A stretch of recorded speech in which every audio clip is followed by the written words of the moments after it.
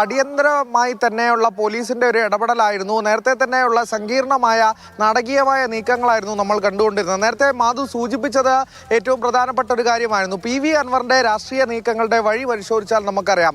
നേരത്തെ ഈ സർക്കാർ തലത്തിൽ ഈ പോലീസിനും ADGPക്കുമെതിരെ P ശശികയെ മുൾമുനയിൽ നിർത്തുന്ന ആരോപണങ്ങൾ ഉന്നയിച്ചുകൊണ്ടായിരുന്നു അൻവറിന്റെ തുടക്കം. അത് കേരള രാഷ്ട്രീയത്തിൽ ഉണ്ടാക്കിയ കോളിളക്കങ്ങൾ നമ്മൾ കണ്ടതാണ്. പിന്നീട് DMK എന്ന എല്ലാ രാഷ്ട്രീയ സംവിധാനങ്ങളുടെയും ആശ്രയം അൻവർ തേടിക്കൊണ്ടാണ് DMK എന്ന കൂട്ടായ്മയിലേക്ക് DMK എന്നൊരു രാഷ്ട്രീയ സംവിധാനത്തിന് രൂപം നൽകുന്നത്.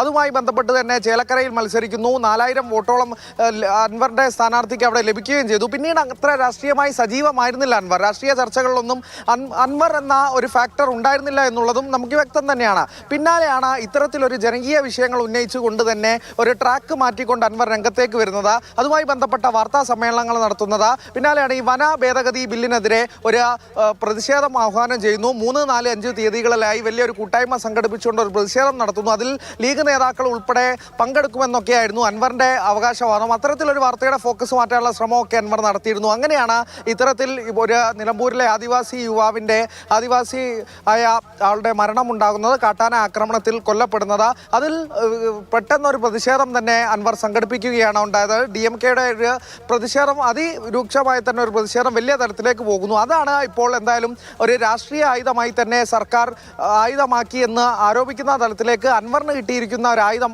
എന്ന് തന്നെ നമുക്ക് ഒരു രാഷ്ട്രീയ തലത്തിൽ നിന്ന് വീക്ഷിക്കുമ്പോൾ എന്തായാലും മനസ്സിലാക്കാൻ സാധിക്കുന്നത് എന്നുള്ളത് തന്നെയാണ്. ഈ ഒരു അറസ്റ്റ് എന്തായാലും അൻവറിനെതിരെ സർക്കാരിന് പറയാനുള്ളത് ഒരേ ഒരു ഘടകം എന്ന് പറയുന്നത് ഈ അതിക്രമിച്ച് കയറി പൊതുമുതൽ നശിപ്പിച്ചു എന്നുള്ള ഒരു കാര്യം തന്നെയാണ്. അതിന് സ്വാഭാവികമായും നടപടിയിലേക്ക് കടക്കാം എന്നുള്ളത് എന്തായാലും വ്യക്തമുള്ള കാര്യമാണ്. അതിൽ യാതൊരു എതിർപ്പുമില്ല. പക്ഷേ അതിനുള്ള ഏറെ വിമർശനപരമായിട്ട് തന്നെ MLAയുമായി ബന്ധപ്പെട്ട കേന്ദ്രങ്ങളൊക്കെ ഉയർത്തിയിട്ടുണ്ട്. ഇനിയിപ്പോൾ പോലീസ് നേരെ കൊണ്ടുപോകുന്നത് നിലമ്പൂർ സ്റ്റേഷനിലേക്കാണോ? അവിടെ നടപടിക്രമങ്ങൾക്ക് മറ്റ് വീഴ്ചയൊന്നും വരാതെ, കാരണം MLA ആണ് അദ്ദേഹം, സംസ്ഥാനത്തെ ഒരു സാമാജികൻ എന്ന നിലയിൽ ഒക്കെ തന്നെ മറ്റ് തരത്തിലുള്ള വിവാദങ്ങൾ ഒഴിവാക്കിക്കൊണ്ട് നടപടിക്രമങ്ങൾ പൂർത്തീകരിക്കുക എന്നതായിരിക്കുമോ പോലീസിന്റെ മുന്നിലുള്ളത്?